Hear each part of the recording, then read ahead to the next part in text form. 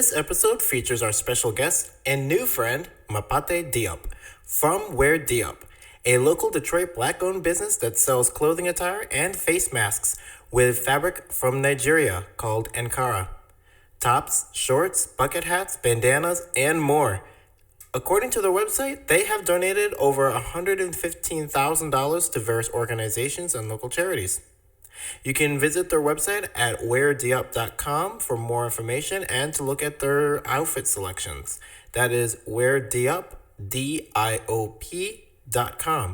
And I can also personally say I have purchased some of their items, and they are absolutely amazing.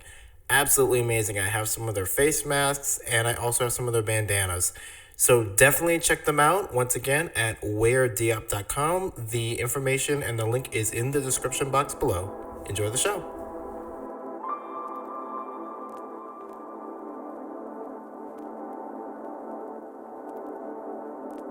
Welcome to Third Paradigm.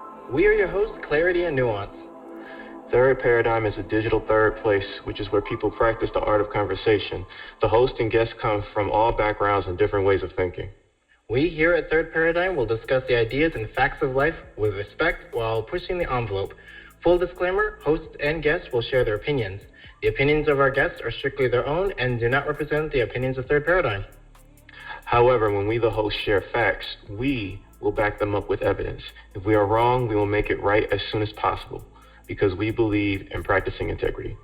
Welcome to Third Paradigm. So that last episode was crazy. You know? Yeah, I don't know what was up with that last episode. I mean, we just kind of got bombarded by an alien ghost or an alien? I told you that was my cousin. Like that was something weird. But you know what? Hey, quarantine randomness. So, but I mean, it's a good series, man. I mean, it's important. I mean, breaking the tension is needed because it's all improv. It's an improv comedy show in the middle of like these heavy conversations. But yeah, it's really good to have some laughter every once in a while. It's very important. It is. Well, what we got up for today?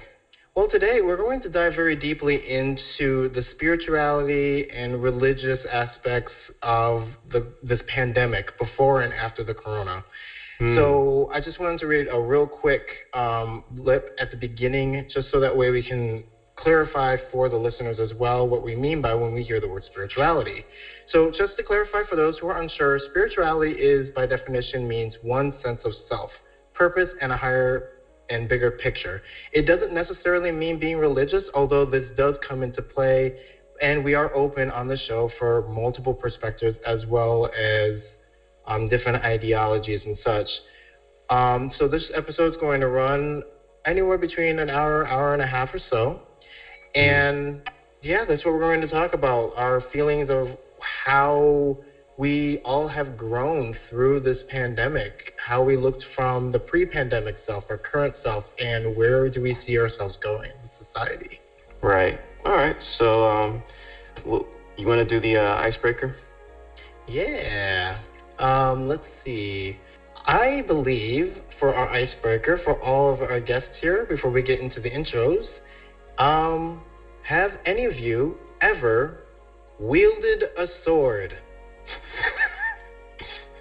We can start with, let's say, Carla. I think I picked up a sword once and I went, that's too heavy, I'm not going to hurt myself, and I put it back. Yeah, they're surprisingly heavy. That's what most people who don't do swords realize when they pick one up. Oh, I can't do what they do in movies. That's not possible for me. I haven't lifted enough weight. Ah, that's really good. About Mapate. I think the key word there in that sentence is wielded. Looked at swords, been to museums, antique shops, vintage shops, and held them, but never wielded one with the intent of using it. Like it was just said, those are actually they're very heavy, and I don't think even if I was looking for a weapon, that would be my first choice. That's good. How about you, Christine? Only in video games. That's a good answer. That is a good answer. That's a very good answer. Yep. And we got Claire. Question. Do we consider katanas swords? Yes. Yes? What do you eat? My brother-in-law has a few katanas, or at least he did probably 10, 15 years ago. And when I was in high school, I went as Uma Thurman from Kill Bill for Halloween. Yes. Nice. Yes. I carried around an unsharpened katana for probably 12 hours. Wow, So that's I incredible. didn't wield it at anyone, but I definitely carried it around for quite some time. Nice. So I got a question. Why did you ask the question, do katanas count? Like, where have you heard where people say katanas don't count? I mean, it's a different type. It's, swords are, I don't know how people categorize weapons. Like, is a knife a sword because it's sharp and pointy?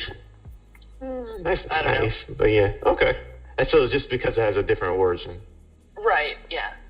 Yeah. It's not like a broadsword or Right. conventional idea. Well, like a knight sword, basically. Right. Right. Okay. That's All right. really good answers. That's like a wide variety. So we've seen a sword, we picked up a sword, we played with a sword in a video game, and we've used a sword. Like, that's incredible. How about yourself, Clarity? I touched a sword. No, I picked one up once. And I think that was about it. Nice. We- Myself, I have done classes in that type of martial arts with katanas in particular. So I've done the wooden ones, I've touched real ones and brought them out. I know how to properly hand them off, how to draw them. So I've done it with a sharpened one, I've done it with unsharpened ones. I've never cut anything, but I know the motions to cut, and to wield and to put back. So that's really good. That is really good. So Kill Bill was also inspiration for me in high school, as well as Rurouni Kenshin. So old school anime. That is good. So I would say I am pretty ready to go with the questions. Are you ready to go, Nuance? Yeah. So we'll go with question 1, and you can hand them off, Clarity. So question 1 is, describe some internal struggles experienced during the pandemic. And let's start with Mapate. Well, going back to, so my company, we've never intended on making masks. We've been around for about 2 years, and we just make clothes. And that's kind of the long and short of it. It's not anything special. It's not rocket science. It's not hard surgery. The clothes we sell aren't especially complicated or difficult to understand. And it was we were going to put out our 4th collection of kids this past April, but because there were shortages of things like nylon and cotton and linings and stuff like that, a lot of our product development was delayed. And so customers reached out to us and said, hey, this goes there looks pretty serious. Would you guys consider taking your fabric and making masks? And this was, I think this was early in March when the CDC put out guidelines about, making your own masks. And so we said, we always kind of listen to customers. They asked for shorts, we made shorts. They asked for hoodies, we make hoodies. So, we're not opposed. And we're lucky one of our manufacturers had elastic on hand because they were used to working with sportswear. But the real challenge was kind of figuring out how do we market, not necessarily market, but how do we kind of communicate what these are for? Because it's kind of a lot of the public guidance on masks hasn't been very good. For example, I don't think most people really get that like masks aren't really meant to protect you, or they're meant to protect other people. So like people don't really need super fancy masks or all of these other things. It's just meant to make sure that you don't infect someone else. And so it's just very basic things like that. So the real struggle very early on was we always like to say we're not in the clothing business, we're in the people business. And how do we? Our job isn't to sell products; it's to manage people's expectations. So in terms of a crisis, it's something that's really unprecedented. I think for a lot of different kinds of people. I'm from New York originally, so to me this is kind of most similar to the post 9/11 period. How do you manage people's expectations? How do you make sure you're explaining yourself clearly? How do you kind of make clear the things you can do, the things you can't do, both in a personal and a professional capacity? That's really we get messages from all different kinds of people, not just in the United States, but all over the world, and we have to kind of figure out, here's what we can do, here's what we can't do. Here's the challenges we face, and that's something we think about every day. of what we do. And in a lot of ways, it affects a lot of, who we are and what the things we aspire to. Again, just like both personally and professionally. Yes, and what's your spiritual affiliation again? I was raised going to an AME, an African Methodist church, but I'd probably describe myself as agnostic. It's not something I, really think about, and it's really neither here nor there. And that really comes out of, again, being from New York. I know people from all sorts of religious backgrounds and affiliations, and I have a lot of respect for all of them, no matter kind of what it is they come from. So yeah, I describe myself as agnostic. Oh, thank you. Thank you. So let's, we got about 2 minutes left on that question. Christine, do you have a response on that one? Yeah, I really struggled with loneliness. I'm an introvert, but I usually see friends or family at least probably every 2 weeks. So it was hard not talking to anyone or seeing anyone. But it's not so bad now, but in the beginning it really was for me. And what's your spiritual affiliation? Spiritual. Okay. Great. That's really good. And we got about a minute left on the question, so we'll leave it open for Claire and for Carla. Sure, I'll take it. Claire here. For this, for me, it's just I'm in a different country currently, and the struggles for me were mostly just being so far from family and friends that I grew up with, and the religious community that I was raised in. It's, during a pandemic, you want to help people, you want to, try to work in a community and give back and, do these things, but not being around the people that I would do that for. It's like hard to find a direction to help in, Yeah, very good. And what's your spiritual affiliation? I would describe myself as a non-practicing Baha'i. Spiritual, but not religious. Very good. And Carla? For me, similar to Christine, it was the isolation. In my case, I too am a more inward-oriented person who has tended to be, I guess, a social minimalist. But the whole pandemic quarantine thing was just too much. I felt like it undid years worth of my a lot of hard work to try to connect with people. And in my Buddhist community, I practice Soka Gakkai Nichiren Buddhism, and the community component of that, of prayer chanting with my community, of studying with my community, having discussion meetings, that's all very important. And it's because of the way I'm a more, I have trouble connecting with people. So it took me a lot of hard work to get to where I really felt like part of my community. And I just felt like that door was just slammed in my face. And it's like, yes, there's Zoom and things like that, but I'm not a person who does well by remote. And also, I've always been terrible in maintaining long-distance relationships. And all of a sudden, every single relationship became long distance. And I thought, this isn't going to go well for me. The longer this goes on, so for me, it's feeling that like it just undid years worth of a lot of hard work, and it's been really hard to claw myself back from that kind of defeatist thinking. Absolutely. Like this whole year, this whole pandemic, it really challenged every one of us, like, to our cores, not just physically, but also emotionally and spiritually, and every single belief that we once held. It kind of came in and kind of completely flipped everything and really made us look at the world for what it is. So thank you all for sharing your responses. And Carly, you answered our question on what your spiritual affiliation is. So thank you for sharing that. So moving on to question number 2. How has your spirituality helped you through the pandemic? Such as, did you pray a lot, rely on communities, read scripture, or took up a creative project, for example? And we can start off with Claire on that question.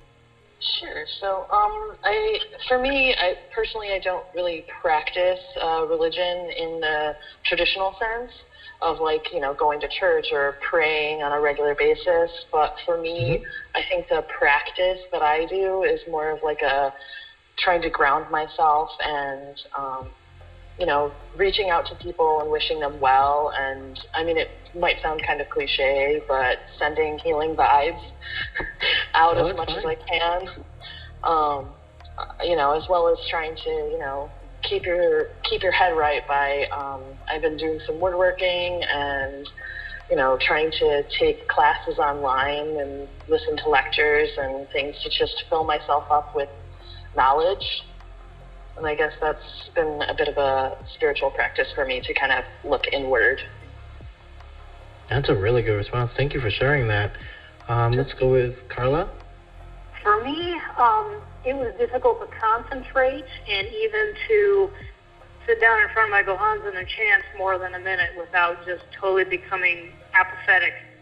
So one of my biggest challenges was actually practicing my spirituality. So in absence of that, since I was having trouble focusing on prayer or study, I couldn't focus well enough to write blog posts or draw, I got into a kick of making bracelets. And for me, there are like, I think maybe 10, 15 women that I work with. And I thought, you know, we're all going through this. This is all like soul crushing for all of us. And I know a number of these women like me are single. You know, they're not all married with kids at home. And in fact, I think at least half of them are single.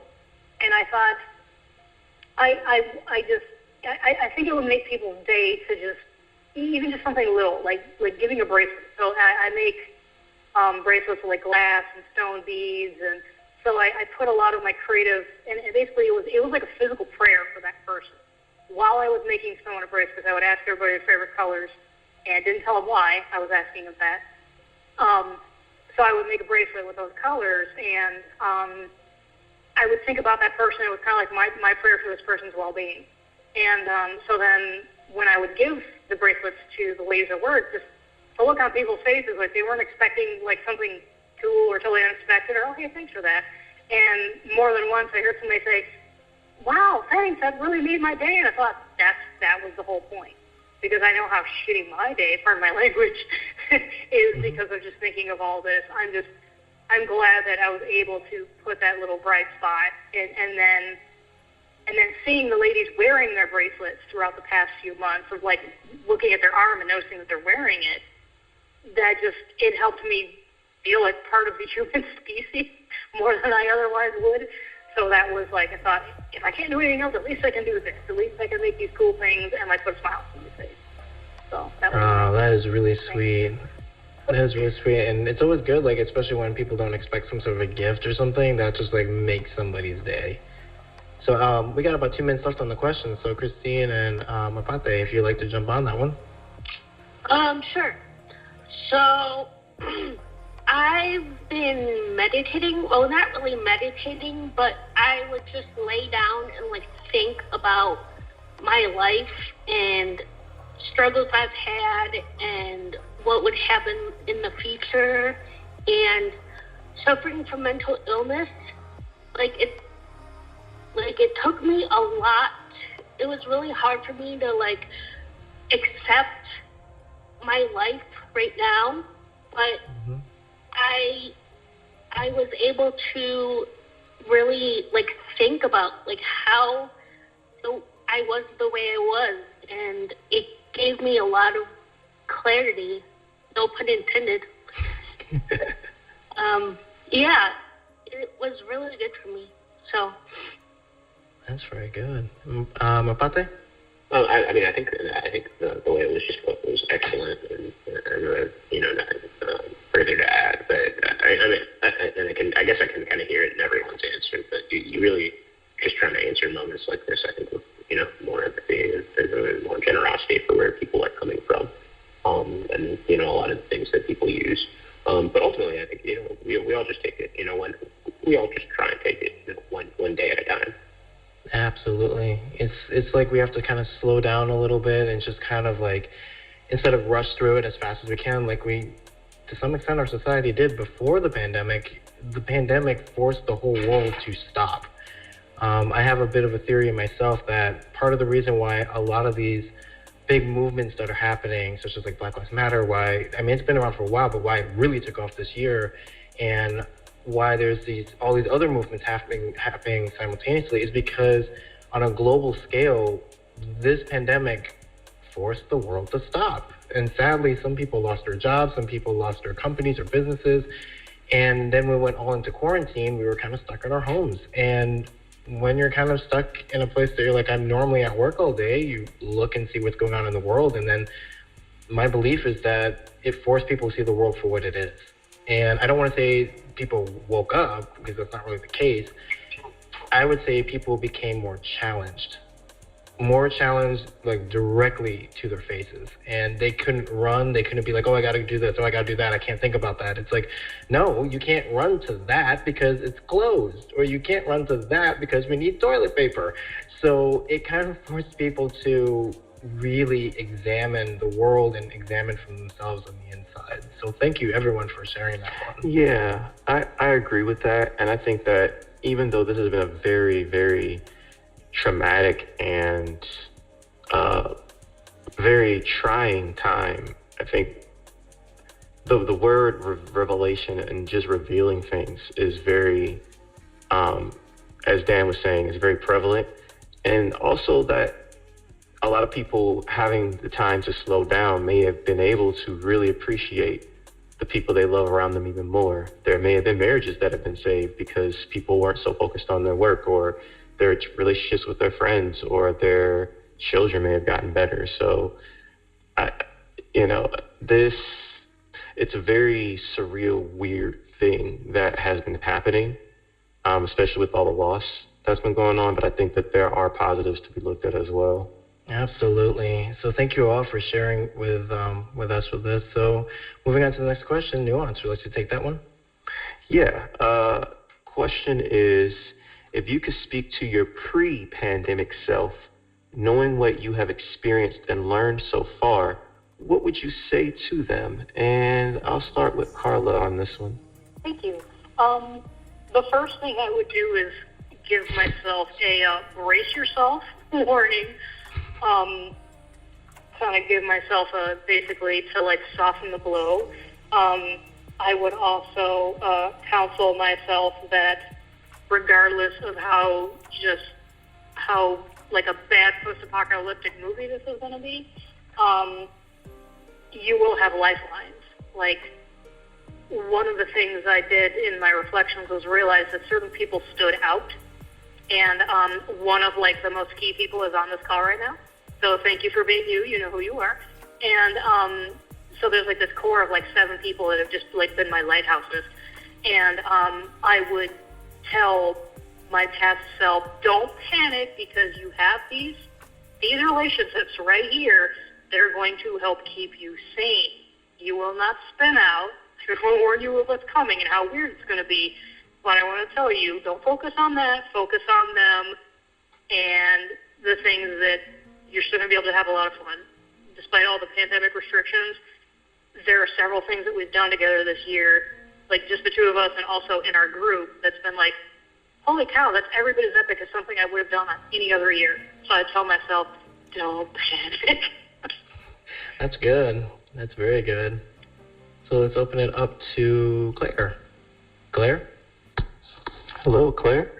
Sorry, I'm here. I guess I would say for myself, in hindsight, I would definitely tell myself, get comfortable being uncomfortable, and to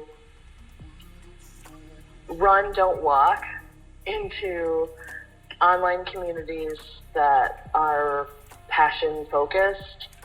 I think because one of the things that's helped me out a lot is like focusing on personal interests, and then, finding podcasts or lectures or communities of people that have similar thoughts on things and have similar passions towards specific topics. And it's been kind of a little bit of a lifeline in a way too, where it helps me kind of focus on something else and not get too wrapped up in the everyday. I would definitely also tell myself to practice some self-care by staying off of social media because it is inundating and it is overwhelming. And that can be a spiritual practice in and of itself, is self-care in looking after yourself and your mental headspace of just not everything is going to the doghouse. Like, you'll be okay. There's people that care about things, and listen to their voices. You don't have to listen to the naysayers. You don't have to listen to the horrible people whose voices are being amplified. Absolutely. Thank you for sharing that. Let's have Mapate. Would you like to weigh in on that one? Sure. I think the two things that I would focus on. The first would be really, not to panic. I think the one thing that I guess I suspect that I guess at least pertaining to what it is I do every day and the things I have to focus on. The toughest thing is that there's no real end in sight. Everyone has an idea when they think things will quote unquote end. But when you don't have that and you don't have that certainty, it makes it difficult to make a lot of plans. So I think getting as comfortable and well acquainted with that idea as possible, because I think especially in the early going, there was a lot of speculation about, by this day, by that day, by this day, by that day, and things keep getting pushed and pushed and pushed. So instead, I think getting used to the idea of like that many things, both something small, something large, something personal, something professional, that a lot of those things will just tentatively be tabled, and that we're just going to have to kind of like work with that, and that's going to be kind of the guide. And I think that's really important. It allows us to be more patient and more disciplined, because everyone wants, everyone wants us to end, but that in a lot of ways it's out of our control and it's not up to us. And then the other thing I would really focus on, and I mean, this is something I tell myself today, is to really try and be present and appreciate the particular moment you're in, because as much as whatever was going on, previously, and whether it's, you had to travel a lot for work or, there were struggles with all sorts of other things, really embracing those things, and learning not to take those things for granted. It could be as simple as, going to the movies, or, hugging another person, or it could be, as big or as complicated as, a special project or something that you wanted to work on. So really just embracing things moment to moment and not taking them for granted, because they can go away and there's never a guarantee that they come back, and really learning to appreciate them. But that's something that that's something that you can also, you don't have to wait for a crisis for that to happen, is that you can, practice and really make a practice out of gratitude, make a practice out of appreciation every day in your own way. And that when it comes to both, experiences and things, but I think also, people. I think that is a beautiful answer, especially the part where you said just giving someone a hug. It's a lot of times we really undermine that. Like, we do that a lot as just like a greeting, hello and goodbye, but a lot of times we have to take, like you said, like take into the moment and really ground yourself and really be appreciative of that second, that moment, because you never know what's going to happen in the next few minutes or what's going to happen tomorrow. And like you said, don't wait for a pandemic before we start really appreciating things. So that's beautiful. So we got about 30 seconds left. Christine, do you have anything to add? I'll pass on this one. Okay, absolutely. All right, so moving on to the next question that we have on here. Do you feel there is hope for the future, and what steps do you feel would be necessary to obtain a higher sense of yourself? And we can start that off with Mapate. A lot of reasons I'm biased. As someone who runs their own businesses, you kind of have to have optimism, especially if you kind of get up every day and do what it is we do. Considering, most in the industry, or businesses most broadly, most fail. According to Small Business Administration, 7 out of 10 businesses fail, 9 out of 10 don't exist for 5 years. So whatever it is you're doing, whether you're selling clothes, software, doesn't really matter. Coffee, you could be selling anything. You could be running your own coffee shop, dry cleaner, what have you. Most likely it's going to fail. It's not going to work out. But, there's 3 or 4 million odd small businesses in the United States, and they employ somewhere between 80 and 100 million people. So there are millions of people, regular people, who go out every day and still do it, knowing there's odds of failure. So you have to be an optimist, and you have to think that you can work every day and work on something, and you'll get better, and it'll get better. And I think the main argument you make there is that you don't necessarily need hope when things are going well or when things are stable. You need hope for a moment like this, and that's kind of what you kind of try and build good habits for.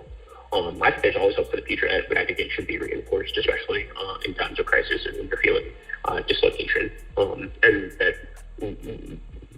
that hope. I think that really just starts. It starts with yourself.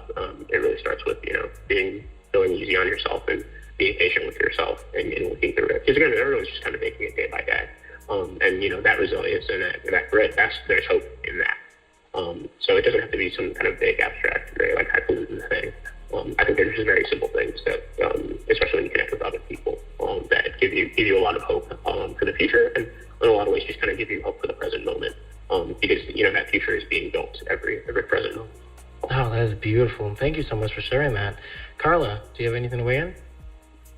For me, it's more of, I guess I could say, a more informed perspective in terms of things that I would advise myself or anyone else to do differently. I mean, obviously, there's the things that, like, for me, would be, chant more, not indulge so much in despair, assume less, and be grateful for who and what I have still been able to stay connected with.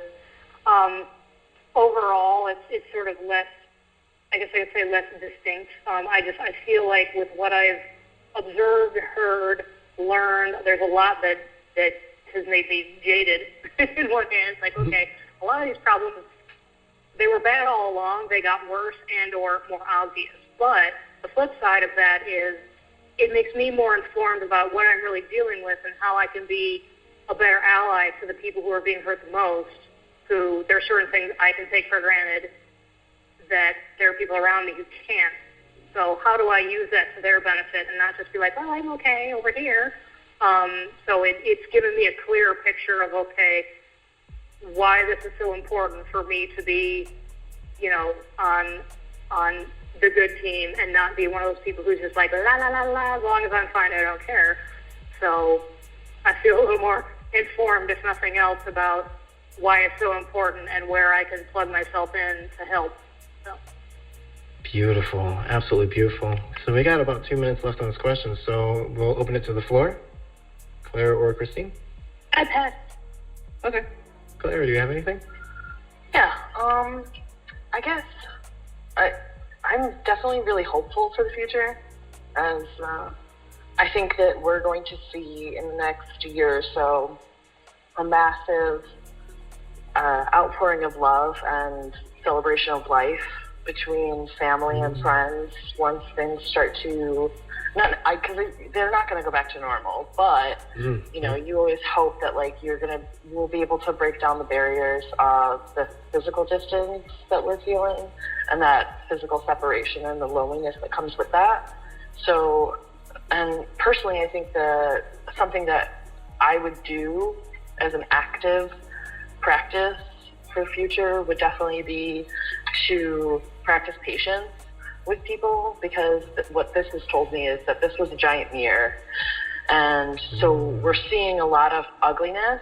We're all looking at our own ugly reflection right now as a human race. But I think the other side of that is recognizing that everybody is going through this. No one is alone in that everybody is going through this.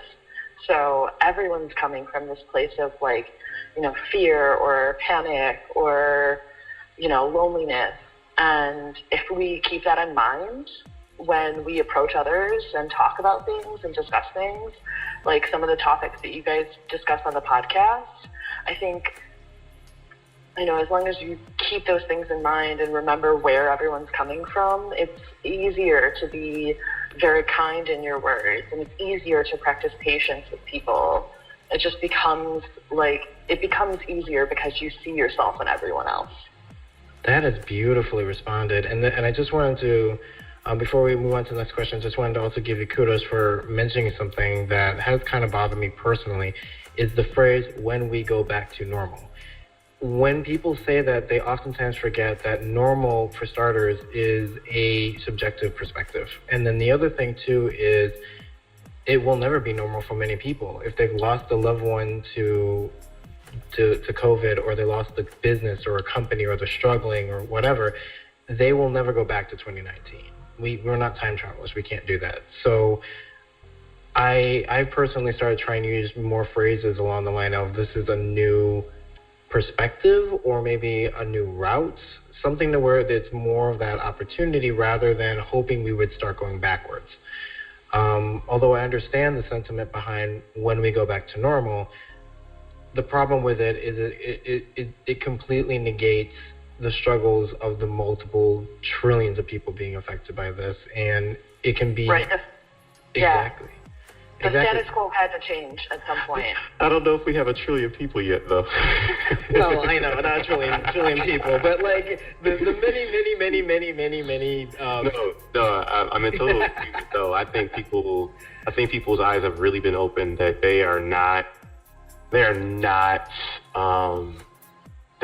fooled, and I think a lot of people are not giving credit. I mean, the largest protest in the world is over in India right now, 120 million workers, because they see how things are not right, and people in the United States are seeing that. So the normal of before was problematic in the first place, and I think the virus basically exposed everything and everyone. So again, like, going back is not an option. It's not. We can only go forward. So thank you, everyone, for sharing your responses. So, Nuance, ready for the next question? Yes. Question. And we're doing number 5, correct? Yeah. Yeah. Name one thing somebody else said that touched you. And I want to start with Christine. I'm not gonna say what someone said to me, but I'll say that someone said some pretty harsh things to me that kind of hurt me. But on the other hand, I really thought about it, and I was beginning to see their perspective, and that's part of how I learned about myself. Awesome. Okay. And next, I want to have Claire. I guess it's kind of hard to say because we haven't all been communicating as much as we normally would be, seeing everyone face to face.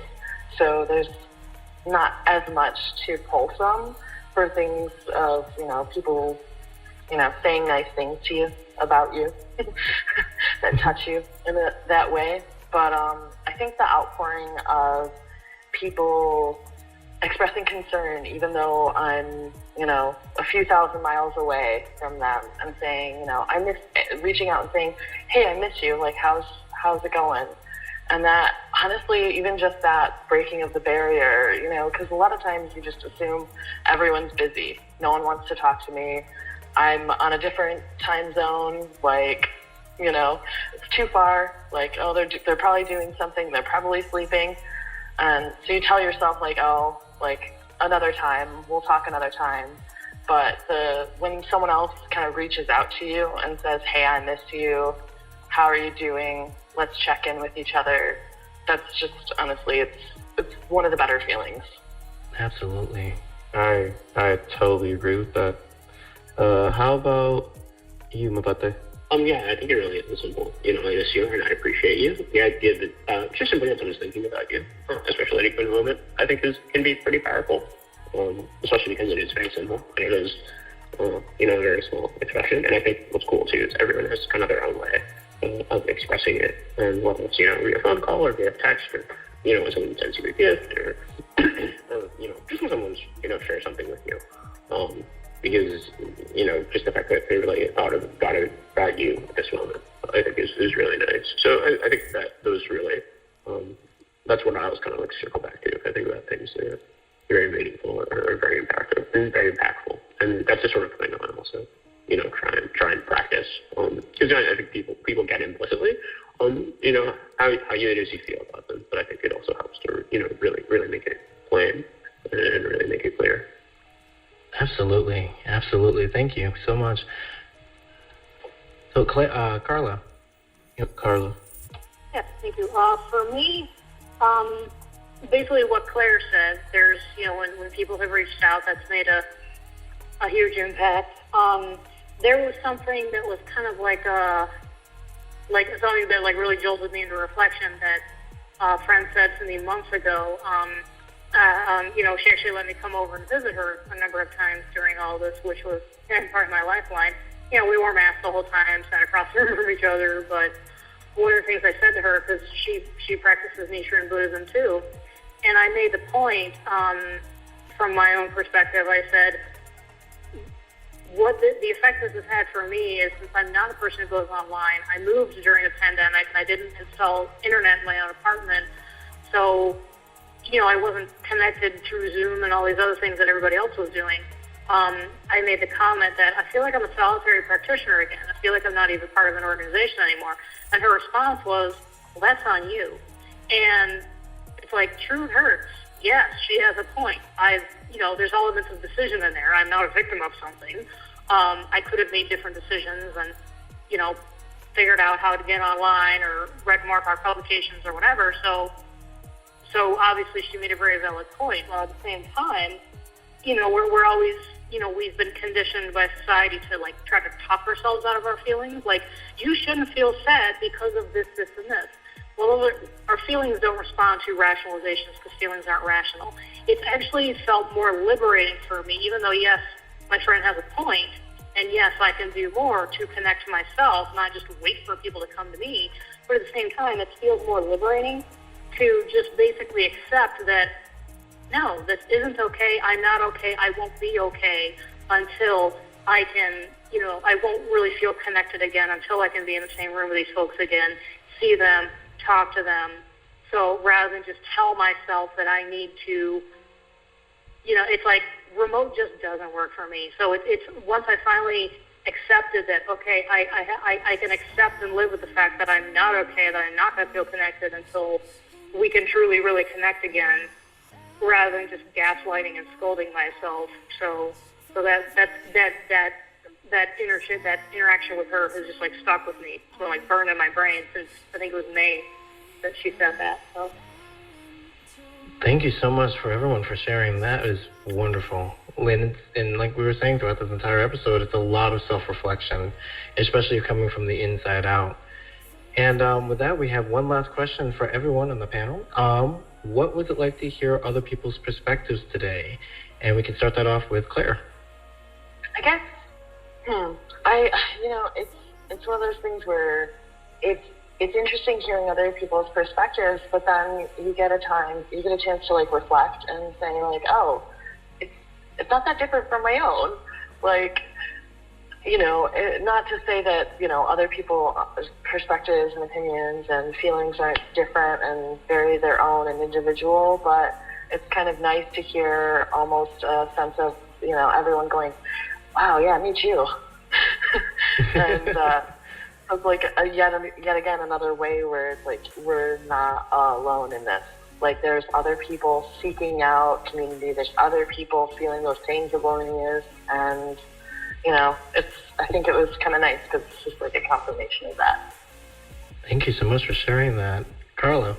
I second that emotion. Another thing that came through my mind is just thank you everybody for. I mean, this is. People are used to turning to people who are considered experts in their field, whether it's trained motivational speakers or, people with doctorate degrees giving TED Talks and all that. I think this is every bit as important, if not more important, because it's more relatable, and everybody sharing their feelings and insights today and, the other sessions I've listened to is, they're every bit as wise, if not more so, than someone who, this is what they do for a living, I mean, just everybody's candid, from the heart insights and wisdom, and sharing that is just, I've got so much from this. So thank you, everybody. Thank you so much for sharing that. And that's exactly what we strive for. I mean, that nails it on the head. What our mission is with Third Paradigm is we are designed to leverage the media field to where if you are an expert in a field, you're welcome on. If you are just a random person on the streets, we want you. Every single perspective matters. And when you, like you said, when you hear the raw feelings, raw perspective of things, it becomes more relatable because it's not, there's no credential behind it really. It's just a regular person trying to kind of move through life. So thank you for that perspective. Christine. Yeah, what Claire and Carla said, like, knowing that I'm not alone is very relieving. And yeah, I also want to thank you all for sharing your stories and everything. Yeah. Awesome. Mapate? Yeah, just to echo everyone's sentiments. This has been great, and that's important to hear from a variety of perspectives, especially at a time like this. I think it really helps everyone, I think, collectively make sense of what's going on. So yeah, I've enjoyed it very much. Thank you so much for sharing these perspectives. It is very powerful. And we do have actually a little tiny bit of time left for a bonus runoff question. And again, thank you so much again for listening in, for those who are listening in. And thank you so much again for all of you taking your time out of the day to share your honest and raw feelings. So with that, we're going to reward everyone with one last question for self-reflection, and then we're going to wrap it up. So, Nuance, would you like to ask one? Yep. So taking into account your spirituality, your beliefs, your faith, your religious practices, and both before and during the pandemic, well, rather, starting with before the pandemic, did you feel you had a purpose or a sense of purpose? Or did you feel you like you were drifting in life before the pandemic? And how do you feel now? And we'll start with Mabate. Can you repeat the second part of the question? So it's, before the pandemic, did you feel you had a purpose? Or do you feel like you were drifting through life beforehand? And then how do you feel now? With regard to purpose, I feel largely the same, if not kind of reinforced. I do more of what it is I was doing before the pandemic. Rather than being a kind of a change agent, the pandemic's been a real accelerant. It's just, there are a lot of things I do that are becoming a lot faster and a lot more prominent. I've been working on the company for about 2 years now, and we've always been completely remote.